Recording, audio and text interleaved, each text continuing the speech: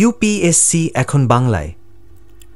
Hi everyone, আজকে আমাদের topic হলো ওবেসিটি।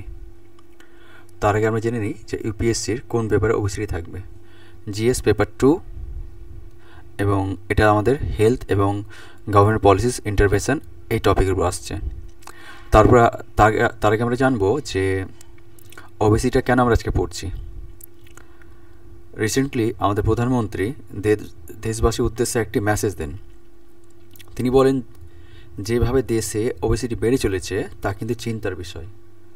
তাহলে আমরা জানবো যে ওবেসিটিটা কি। যদি আমরা বলতে যাই যে অ্যাকর্ডিং টু হুয়ের কথা অনুযায়ী ওবেসিটি হলো আমাদের শরীরে জমে যাওয়া মাত্রা অতিরিক্ত ফ্যাট। এটা কিভাবে আমরা জানবো মাত্রা অতিরিক্ত?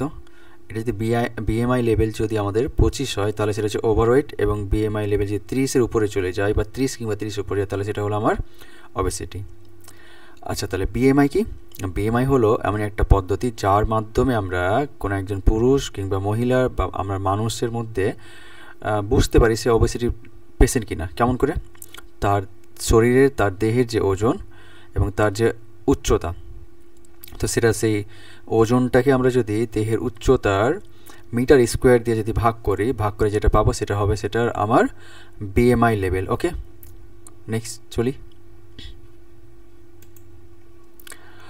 আচ্ছা, ওবেসিটি যে রয়েছে, ওবেসিটি যে স্ট্যাটিক্স, আমাদের দেশের পরিসংখ্যান কি বলছে? আচ্ছা, ওবেসিটির ব্যাপারে কে বলে? এই সমস্ত ব্যাপারে কথা বলে এনএফএইচএস, অর্থাৎ ন্যাশনাল ফ্যামিলি হেলথ সার্ভে। আচ্ছা, বলে দিই যে ন্যাশনাল ফ্যামিলি হেলথ সার্ভে কি। ন্যাশনাল ফ্যামিলি হেলথ সার্ভে হলো যা মূলত তোমার ministry of health and family ওয়েলফেয়ারের আন্ডারে কাজ করে। ওকে, এর প্রথম সার্ভে শুরু হয়েছিল 1992 সালে। এখন কত চলছে? 2025।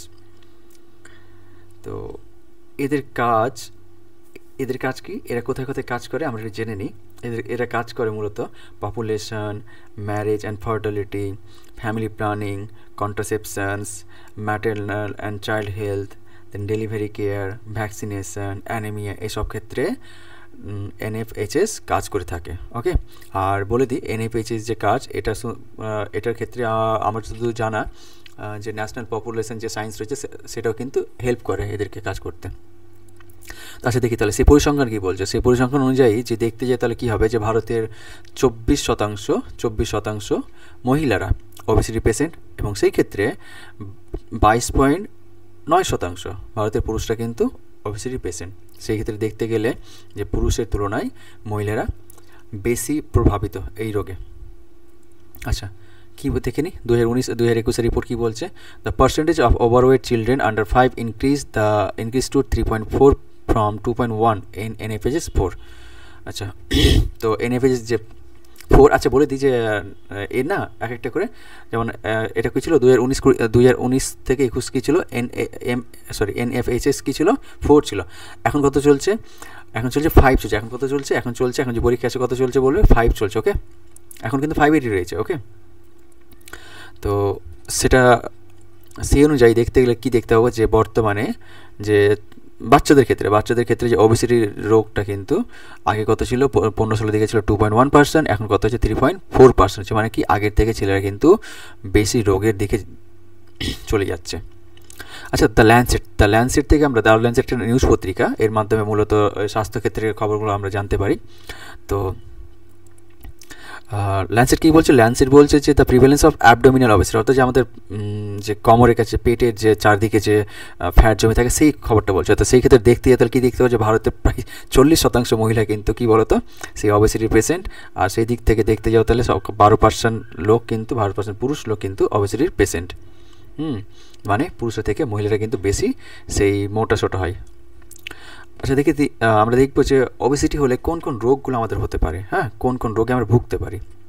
তো ওবেসিটি মূলত, ওবেসিটিকে আমরা কী বলি? Mother of all disease. কেন মাদার অফ অল ডিজিজ বলছি? চলো দেখে নিই। এই ওবেসিটি আমাদের না বিভিন্ন রোগকে প্রভাবিত করতে সাহায্য করে। কেমন, কোন রোগগুলোকে? Non communicable disease. আচ্ছা, তার আগে জানি তাহলে আমরা নন কমিউনিকেবল ডিজিজ কি মানে, বলতে গেলে যে ওবেসিটি হলে আমাদের শরীরে এনসিডি যে রোগগুলো আছে, অর্থাৎ নন কমিউনিকেবল ডিজিজ যে রোগগুলো আছে এগুলো বেড়ে যায়। তো তার আগে জানি যে এনসিডি কি, এনসিডি অর্থাৎ হলো যে সমস্ত রোগগুলো তোমার ছোঁয়াচে না, যেমন ধরো যে হার্ট অ্যাটাক, ক্যান্সার, ডায়াবেটিস, এগুলো আমাদের ছোঁয়াচে না। আর যদি আমরা বলি, জেনে রাখলে যে ভারতের প্রায় 60% লোক এই এনসিডি রোগের দ্বারা কিন্তু মারা যান। ওকে, তো দেখিনি যে কোন কোন রোগগুলো হতে পারে ওবেসিটি দ্বারা। কার্ডিওভাস্কুলার ডিজিজ অর্থাৎ লাইক হার্ট অ্যাটাক, হাইপারটেনশন, তারপর ডায়াবেটিস হতে পারে, তারপর ক্যান্সার, তারপর জয়েন্ট ডিসঅর্ডার্স, আমাদের হাত পায়ে ব্যথা। তারপর কী হবে যদি আমরা দেখি সাইকোসোশ্যাল ইম্প্যাক্ট, অর্থাৎ যে অনেকে যে ছোট্ট বয়সে অল্প বয়সে যদি ওবেসিটি পেশেন্টের মানে কি শরীর ফুলে যাবে, মোটাসোটা হয়ে যাবে, তো সেটা কী হবে বলো তো, স্কুলে গিয়ে বালিং হতে পারে, অর্থাৎ কী হবে সবাই মজা নেবে, এর দ্বারা কী হবে ডিপ্রেশন যাবে, অ্যাংজাইটিতে ভুগবে। তার মানে কি বলতে গেলে যে ওবেসিটি আমাদের জীবনে অনেকটা প্রভাব করছে, আমাদের জীবনকে ধ্বংসের দিকে নিয়ে যাচ্ছে। ওকে, তো এটা একটা চিন্তার বিষয়। চলো দেখি নেক্সট দেখি, what are the causes of obesity. আচ্ছা, ওবেসিটি কেন হচ্ছে বলে দিই। বর্তমানে যে আমাদের লাইফস্টাইল কেমন, টোটালি আনহেলদি, সব কিছু, ঘুমানো থেকে শুরু করে খাওয়া দাওয়া, পড়াশোনা, এভরিথিং সব কিছু আনহেলদি হচ্ছে। তো আনহেলদি ডায়েটস, যেমন আনহেলদি ডায়েটস বলতে দেখবে সাধারণত গ্রামীণ এরিয়াতে আছে কিনা জানি না, তো গ্রামীণ এরিয়াতেও রয়েছে, শহরেও রয়েছে, যে দেখবে যে আমরা সাধারণত কী করি, আমাদের খাবার দাবার কেমন হয়, শুধু পেট ভরা, সেটা কতটা প্রোটিন রয়েছে না কী রয়েছে না সেটা আমরা দেখি না, যে শুধু আমাদের পেট ভরলে হলো। তারপর লো ফিজিক্যাল অ্যাক্টিভিটি, এটা মূলত শহরে দেখতে পাওয়া যায়। কেমন, পুরো প্যাকড লাইফ, সকাল থেকে শুরু করে রাত পর্যন্ত, সেটা স্টুডেন্ট থেকে শুরু করে একজন এমপ্লয় পর্যন্ত বা সার্ভিসম্যান পর্যন্ত। কেমন, একজন স্টুডেন্ট সকালবেলা টিউশন, স্কুল, আবার রাতে টিউশন, কোনো খেলার সময় নেই। সেম একজন পুরুষ মানুষ কী হবে, অফিস গেলে অফিস থেকে এসে আবার কী করবে, রাত 9টায় আসবে, এসে আবার খাওয়া দাওয়া করে ঘুমাবে, আবার মর্নিং উঠে আবার অফিস যাবে, এই করে চলতে থাকে, মানে কি লো ফিজিক্যাল অ্যাক্টিভিটি। তারপর পুর আরবান ইনফ্রাস্ট্রাকচার, শহর অঞ্চলে গেলে এটা গ্রামে না, শহরে সন্ধ্যা দেখতে পাওয়া যায় না, কোনো খেলার মাঠ আছে না, সুইমিং পুল রয়েছে না, সাইকেলিং করার জায়গা কিচ্ছু নেই। 3 হলো এয়ার পলিউশন, এটা হ্যাঁ মূলত শহরেই হয়। দেখবে যে আমাদের ভারতের দিল্লি, বিশ্বের বাবা একবারে এমনই অক্সিজেন রয়েছে না, সেটা গ্রহণযোগ্য না এমনই। তো এগুলো কারণ রয়েছে।